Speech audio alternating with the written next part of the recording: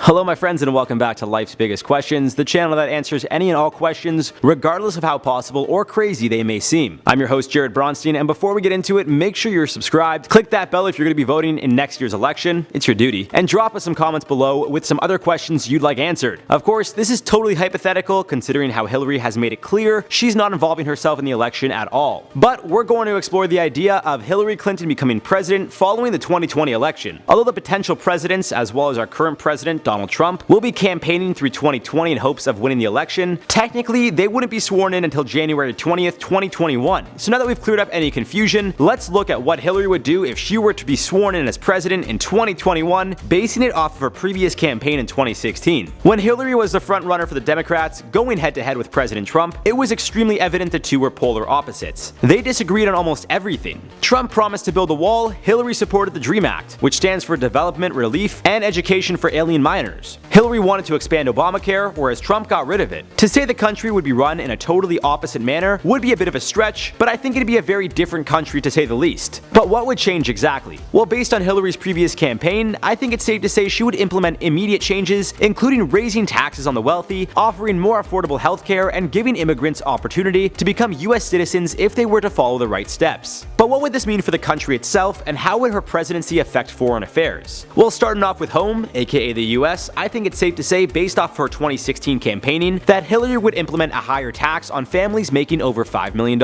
She'd also want to ensure families making $1 million or more paid at least 30% tax on their income. On top of this, she'd try to limit the tax deductions or write-offs the wealthier could use to give themselves a bit of a tax break. When it comes to the middle class and lower class, well, it's unclear what Clinton would do. President Trump has said he will be unveiling a middle-income tax plan in 2020, and it's believed he's going to lower the federal tax for those who are considered middle class, meaning singles making between $37,500 to $112,500 and couples making $75,000 to $225,000 according to his 2016 tax plan. Now this also depends on where you live because state tax varies all over the country. The US Census Bureau, however, as recently as 2017 described middle-class households' income to range between $35,000 and $99,999. So depending what President Trump's 2020 tax plan is for the middle class, if Clinton were to become president, she may actually raise taxes on the middle class to give the lower class more support. There's also the possibility she doesn't change their taxes at all, based on what President Trump does in the near future. When it comes to foreign affairs, although many believe President Trump and the Kremlin, Vladimir Putin, are best buds, their relationship seems to be somewhat wishy-washy. As recent as early October, Putin said the phone call between himself and Trump would need Russian consent before being made public. A few days later, he said he wouldn't mind the phone calls being released to the public, but followed up by saying there was nothing that would incriminate President Trump in regards to the allegations with Ukraine. So it seems they're on somewhat good terms, something that Hillary not only sees as toxic, but also leads me to believe she wouldn't be in Putin's good graces if she were to be president. The same would go for him, as it seems she's not a fan of him. Of course, this doesn't necessarily mean the two sides would go to war by any means, but it's safe to say the US relationship with Russia would be much more strained than it currently is. When it comes to Canada, Trudeau and Trump have also been known to not see eye to eye, but depending who is elected Canada's next prime minister, with the election just weeks away, it would depend on if a liberal or conservative government would be running the country. To comment on Hillary's relationship, either way, I think Canada and the US would still have a great relationship with one another. When it comes to climate change, Hillary was vocal that she would want to focus on reusing energy and be as efficient as possible. Things like reducing coal use and investing in finding more energy efficient ways to reduce the amount of greenhouse gases the country emits. Now with all this being said, we also can't forget about the drama that came with her campaign. The hidden emails, Pizzagate, which turned out to be a hoax. It seems Hillary brought her fair share of drama to the election, similar to that of President Trump. Although I don't think Hillary would consistently call out the media on Twitter the way President Trump does, it would be interesting to see how the people of the United States trust her. Would they have concerns that she's doing some shady stuff? Her family also had ties to Jeffrey Epstein, who was arrested for sex trafficking and was found dead by suicide, although he was allegedly on suicide watch. Many believe he was in fact killed due to the information he had on tons of influential and wealthy people, the Clinton family being among them. Of course, this is all speculation, but considering how the question itself is hypothetical, we need to look at all the angles when considering what would happen if Hillary were to win the 2020 election. Given our current situation, it would be much harder for Hillary to implement what she promised back in 2016, when she was under the impression she was going to be heading into a Democratic-run office, taking over for the Obama administration. So we also need to keep this in mind as well. If Hillary were to take over presidency in 2021, she'd have to fight to reverse a lot of the laws Trump has changed when he took over for Obama. It also depends on who wins the majority Senate, which is also currently Republican. Republican. As you can see, there are tons of variables here which would ultimately affect how Hillary Clinton would run the country if she hypothetically became our next president. But due to the fact that she not only has stated she has no interest but still hasn't submitted a presidential bid, it seems the Democrats will be led by former Vice President Joe Biden heading into the 2020 election. Now before we wrap this one up, I'm going to be responding to some comments from the video, "What if Donald Trump gets reelected?" Just felt it was fitting. Undercover Visitor said, "Who else clicked just to see the comments?" I'm not gonna lie,